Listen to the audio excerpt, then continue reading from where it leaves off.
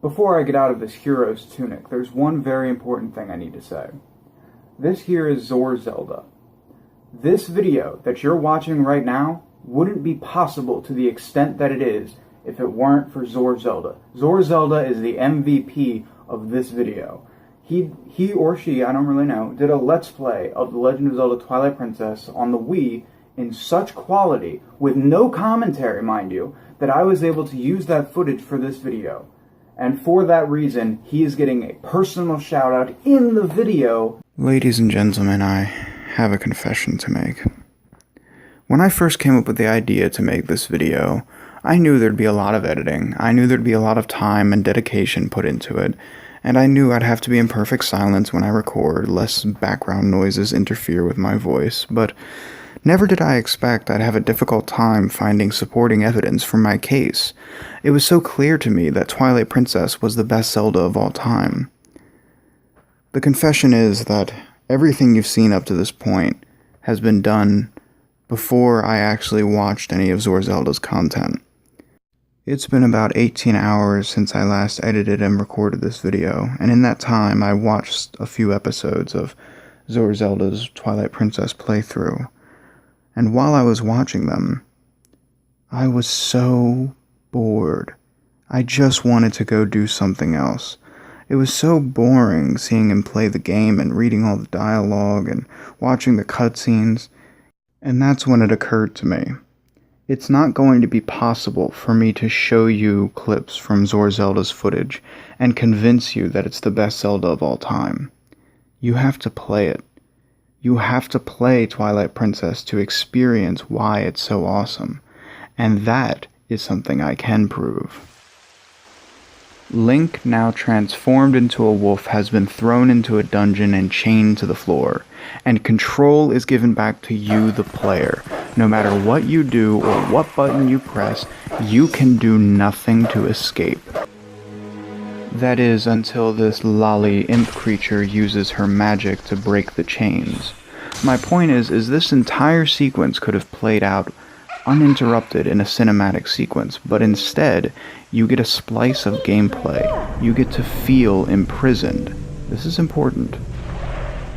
The imp creature agrees to help you escape and return to the place where you first transformed into a wolf, in exchange for your servitude. It's not like you have a voice to decline the offer anyway. However, the player would most definitely be upset by this. You don't want to serve this little imp. Who the hell does she think she is? Well, this is also important, because moments later you realize that you kind of need her.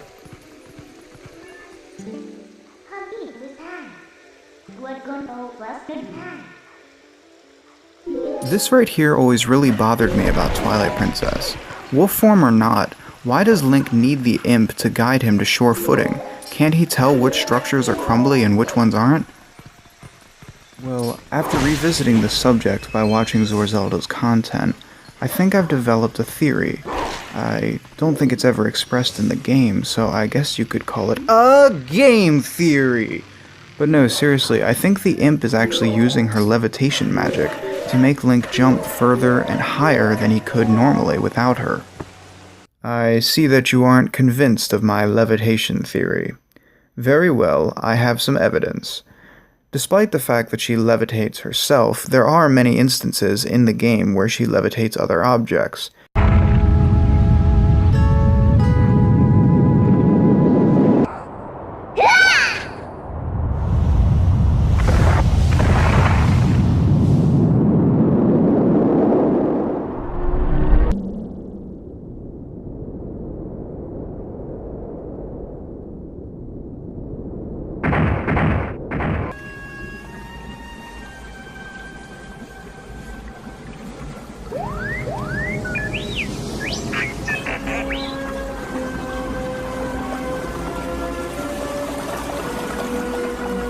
Really, without that imp, Wolf Link can't do much on his own, and the game is sure to let you know that. Early on in your relationship with the imp, before you're even on a first-name basis, the game throws 3 scary black monsters at you, and the imp is just like, "Alright, I'm gonna go grab a soda, be back in 5. You got this, right?"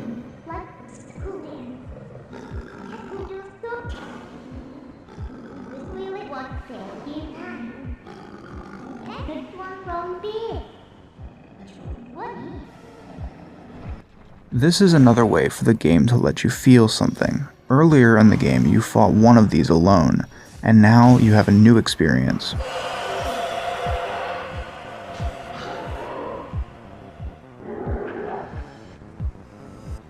That horrifying shriek brings its brethren back to life.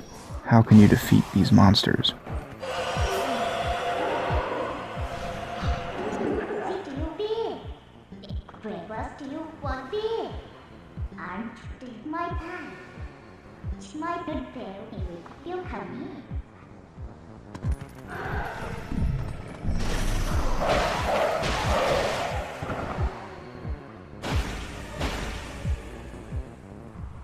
Wolf-Link isn't totally useless. He attacks similarly to Link. After all, he is still Link. He still has the spirit of a warrior.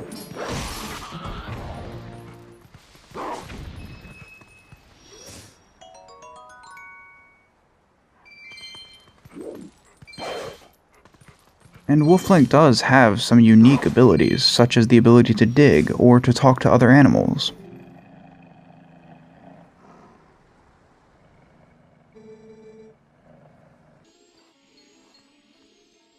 And who could forget his slightly pedophilic ability to smell children, or youths as they're called? Oh, I guess Link did. Well, who needs the smell of children when you can envelop your wolf nostrils in the scent of your possible love interest, Ilia? And this, ladies and gentlemen, is the asterisk in the title. The Legend of Zelda Twilight Princess is the best Zelda game of all time, except for Wolf-Link. And I suppose I could give it a story pass, and to a certain extent, I do. Wolf-Link isn't supposed to be fun. Wolf-Link isn't supposed to be enjoyable. Wolf-Link is a curse, brought upon you by being a being of light in the world of Twilight. And in fact, the only reason you're a wolf able to control yourself at all is because you hold the Triforce of Courage. From a design standpoint, it's fucking genius to make the player dread traversing the wall of Twilight because they know another Wolf-Link section will occur. I mean, look at Epona. She doesn't want to have anything to do with that wall of Twilight. As a light being, why would she? It's not so much Wolf-Link that I have a problem with, but more so his forced sections. You see, after you get the Master Sword, you can freely change between Wolf-Link and Human Link, and the game does become the best Zelda of all time. However, before that, there are 3 sections of the game in which you are forced to play Wolf-Link. As you travel through Hyrule, you will meet the 4 Guardian Spirits, one in Ordon, one in Faron, one in Eldin, and one in Lanayru. The Dark Monsters steal the Guardian Spirit's light energy, presumably in reverse order of which you restore them, because you catch the Ordonian theft in the act and are able to stop it. This is why the Providence of Ordon is never covered in Twilight throughout the game, because the theft of the Guardian's light is what causes Hyrule to be shrouded in Twilight. Okay, so that's all fine and good, no problems there. The problem that I have is with the restoration process. You see, the Dark Monsters couldn't destroy the Guardian Spirit's light, presumably because it was too powerful or too pure or something, I don't know. But instead it was shattered, and each of those shattered pieces transformed into insects. For anyone who's ever played a video game, you already know where I'm going with this. For each of the sections in which you are forced to play Wolf-Link, you have to do a literal checklist. I mean, I guess from a design standpoint, it might seem like a pretty decent idea to introduce a new area to a player by having them search every nook and cranny for these tiny insects, but it's just an asinine to-do list. It sucks. I fucking hate it. Not to mention, in the final area, Lanayru, the final bug is this gigantic fucking beast that honestly terrifies me to this day.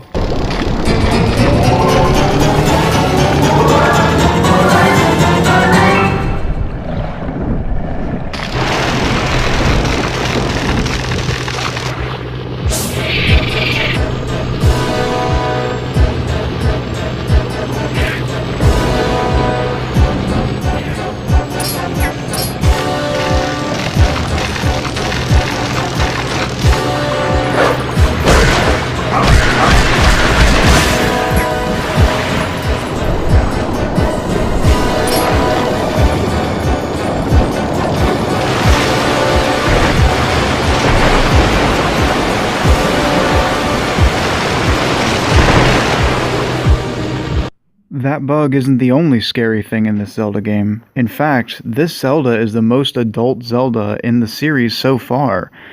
The fourth dungeon is especially terrifying. Check out these new redeads.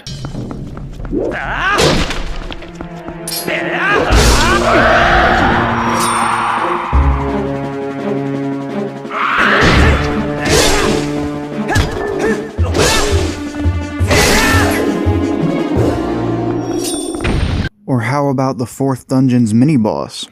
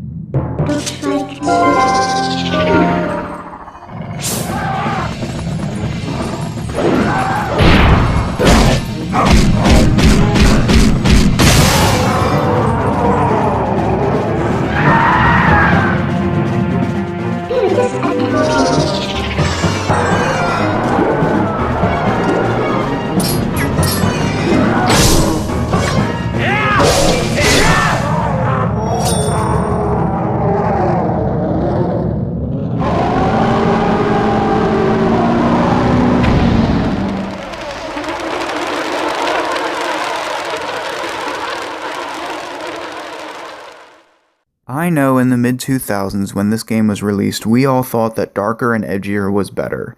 And I know now in the mid-2010s when this video is released, we're all supposed to look back at the past decade and laugh at how ridiculous we were for thinking that darker and edgier was better. But why?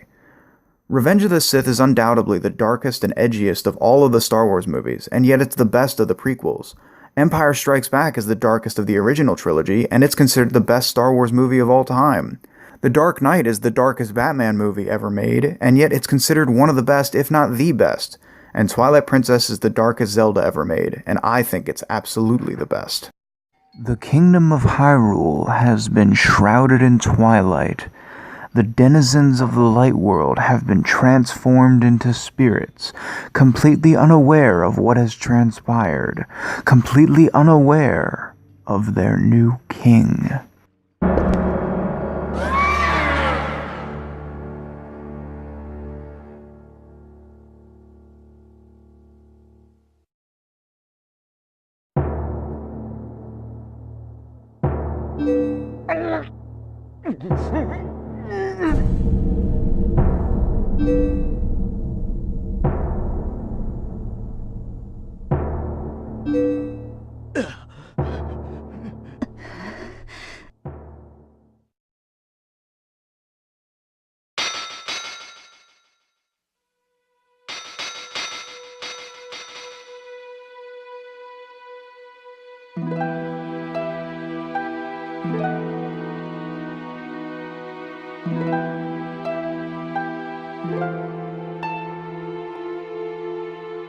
The King of Twilight is kind of a fucking badass and has a habit of fucking your shit up from time to time.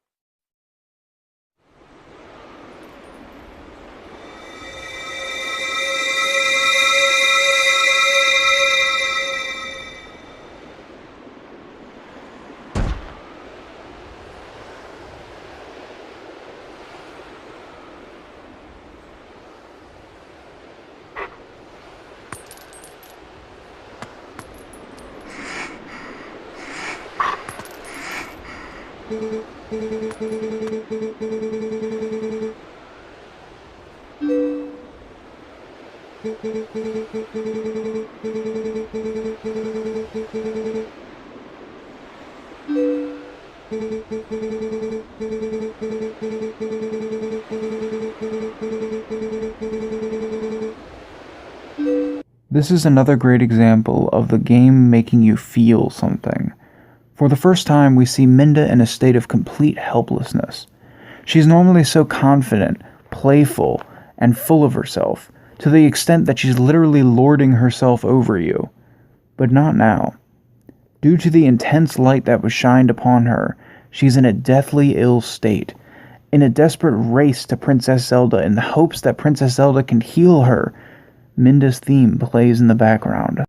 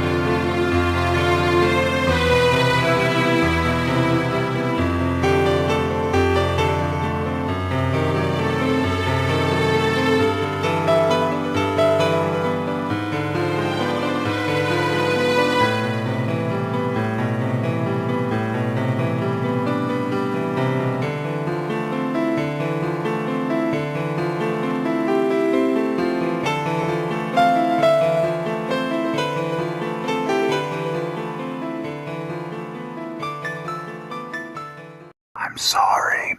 I know this is an emotional moment, but I need to point out more evidence for my levitation theory. Isn't it funny how when Minda is incapacitated, the game doesn't give you the prompt to have her guide you to shore footing? Wolflink has made that jump before. He knows where shore footing is, so why can't he make the jump now? Because he needs Minda to levitate him.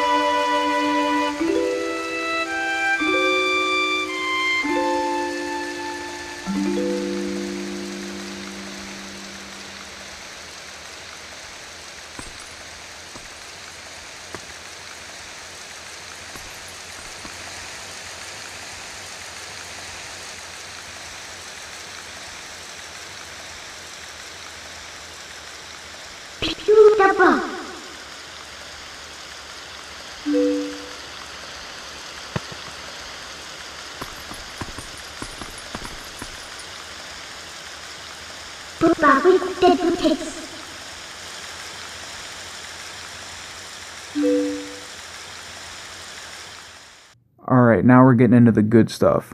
Those of you who have seen my Dragon Quest VIII review, you already know that world building and story are the things that I enjoy most in a game. And check out that fucking world building. You don't get the Master Sword because you're on some legendary quest to become the hero of time. You don't get the Master Sword because you need it to stop Zant. None of that was ever mentioned. You go get the Master Sword because you need it to remove your curse. That's some fucking awesome-ass world building.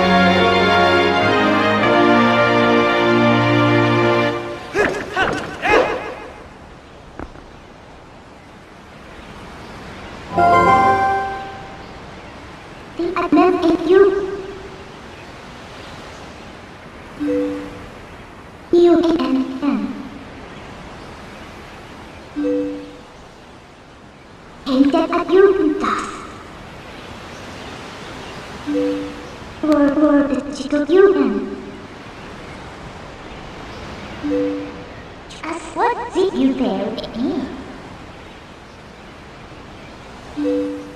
What does any with you feel big?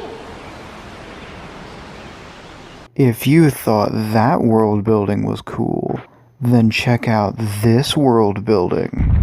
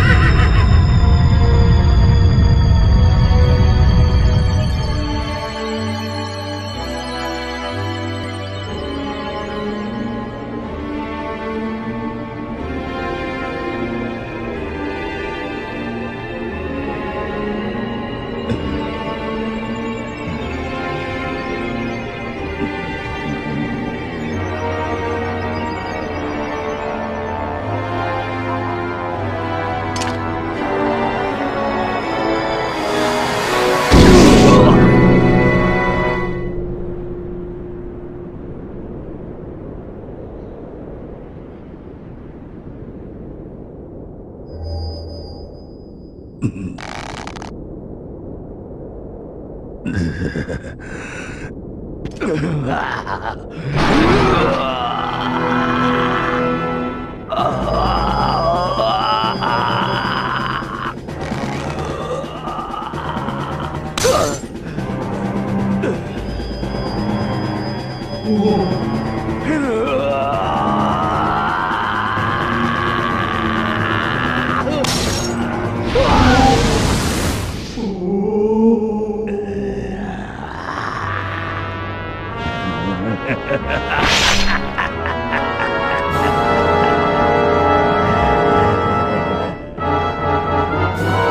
think it's about time I wrap this up, so let's fast forward to the end, to the dramatic, epic, awesome conclusion to the greatest Zelda game of all time. Spoiler alert, obviously. Before this video's epic level reaches over 9,000, there is one small detail I want to point out to you. A detail so small I didn't notice it until my second playthrough of the game. The music in the final dungeon of Twilight Princess, Hyrule Castle / Ganon's Castle, is actually a combination of the music from A Link to the Past's Hyrule Castle and Ocarina of Time's Ganon's Castle.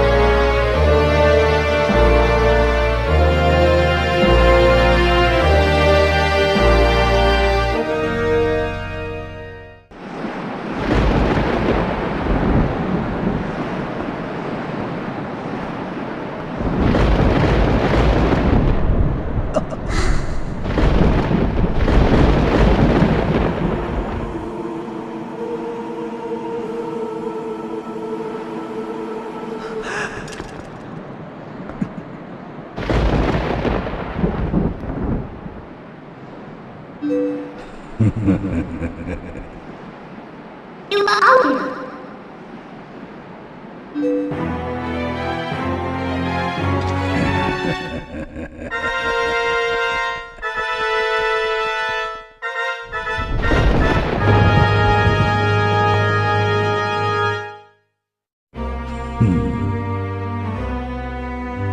You ate.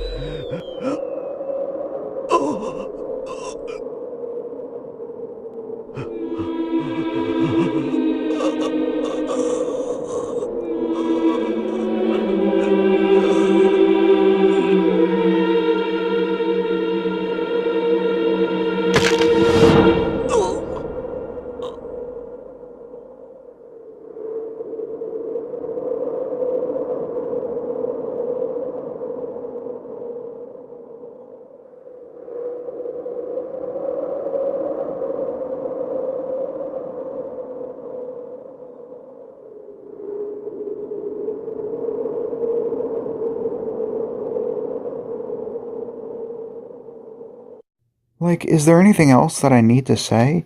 That final fight with Ganondorf was unbelievably awesome.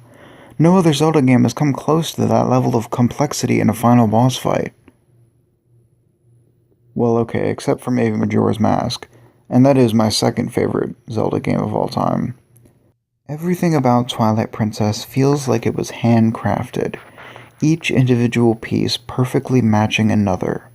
The soundtrack, the dialogue, the cutscenes, the tone, the mood, the overarching story, the character development, the world building, the graphics, the lighting, the landscape, the enemy design, the character design, the enemy placement, enemy types, damage, etc., etc. And that's not even talking about the dungeons. You may have noticed that I haven't talked about any of the dungeons in the game at all, and that's because they just don't interest me that much. It's not that they're bad or poorly designed, it's actually quite the contrary. They're some of the biggest and most complex dungeons of any Zelda game, but I don't really like dungeons. They just aren't really my style. I look at dungeons as another mountain to climb, something I have to overcome in order to get to the next story bit. Which is funny because Aaron Hansen / Egoraptor of Sequelitis thinks the exact opposite. He thinks that each story bit and cutscene is a landmark or a mountain to climb, something to overcome to get to the next gameplay part or dungeon. Funny how people are so different, isn't it? And that actually brings me to my closing. Every person is different. We each have different likes, dislikes, perspectives, etc. And while I do think that Twilight Princess is the best Zelda of all time, you're entitled to think differently. After all, that was rule number 2. But I hope, at the very least, I've convinced a few of you to give the game a try. But please, don't just watch somebody play it. While I do thank ZorZelda for his no commentary content, I really couldn't have made this video without him. I do think that Twilight Princess is just one of those games where you get more out of it from experiencing it yourself. And so I'll leave you with this. Possibly the worst item in any Zelda game ever, functionally speaking. And ever since I encountered it, I have constantly been asking myself, what were they thinking? Who would use this? How is this useful? It's completely worthless. What were they smoking?